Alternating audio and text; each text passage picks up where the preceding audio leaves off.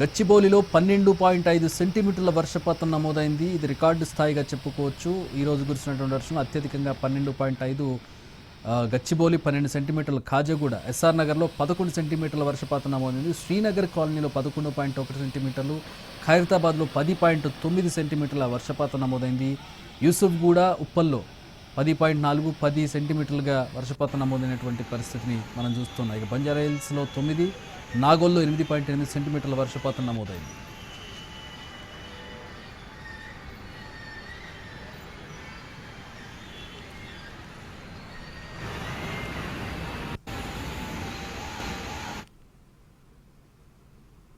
ఇంకా కొన్ని ప్రాంతాల్లో వర్షం కురుస్తూ ఉంది. అలాగే మరికొన్ని ప్రాంతాల్లో అంతకుముందు కురిసినటువంటి వర్షానికి నిలబడినటువంటి నీళ్లు క్లియర్ కాకపోవడంతో రోడ్ల మీదే వాహనాలు స్తంభించిపోయినటువంటి పరిస్థితి. కొన్ని గంటల నుంచి కూడా ఇళ్లకు చేరకుండా ఆఫీస్ నుంచి బయలుదేరినటువంటి ప్రయాణికులు ఇంకా రోడ్ల మీదే ఉన్నటువంటి పరిస్థితిని చూస్తూ ఉన్నాం.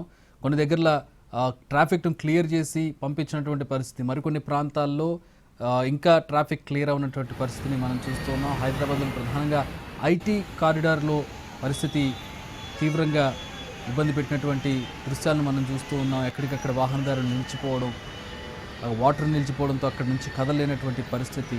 మరికొన్ని లోతట్టు ప్రాంతాలు ట్రాఫిక్లో ఇబ్బంది పడే వాళ్ళ పరిస్థితి ఒక ఎత్తు అయితే, లోతట్టు ప్రాంతాల ప్రజల పరిస్థితి మరొక రకంగా ఉన్నటువంటి పరిస్థితి. భారీ వర్షాలకు లోతట్టు ప్రాంతాలు పూర్తిగా నీట మునిగినటువంటి పరిస్థితి. ఆ లోతట్టు ప్రాంతాల్లో ఉండేటటువంటి బస్తీవాసులు కావచ్చు, ఇతరులు కావచ్చు, అందరూ కూడా ఇబ్బందులు పడ్డటువంటి పరిస్థితి. ఇళ్లలోకి నీరు చేరడంతో 10 సెంటీమీటర్లు, 11 సెంటీమీటర్లు వర్షపాతం నమోదైనటువంటి పరిస్థితి. అత్యధికంగా గచ్చిబౌలిలో 12.5 సెంటీమీటర్ల వర్షపాతం నమోదైంది.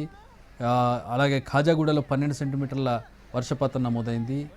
ప్రధానంగా ఐటీ కారిడార్లో ఈ స్థాయి వర్షం కురవడంతో సాయంత్రం 6 గంటల సమయంలో ఇళ్లకు వెళ్ళేటటువంటి వాహనదారులు, ఉద్యోగస్తులందరూ కూడా ఇబ్బందులు పడ్డటువంటి పరిస్థితి. ఇక లోతట్టు ప్రాంతాలు జలమయమై అక్కడ ఇళ్లలో ఉండేటటువంటి వారు ఇబ్బంది పడ్డ పరిస్థితిని చూస్తూ ఉన్నాం. ఇక ఒక ప్రాంతంలో నీటి ప్రవాహంలో ఒక వ్యక్తి కొట్టుకుపోతున్న దృశ్యాలను మనం చూస్తూ ఉన్నాం.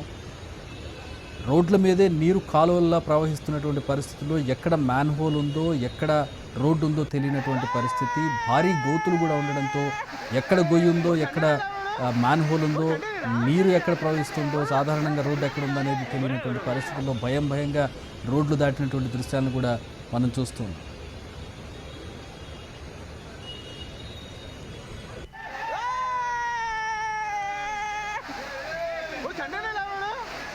चंडे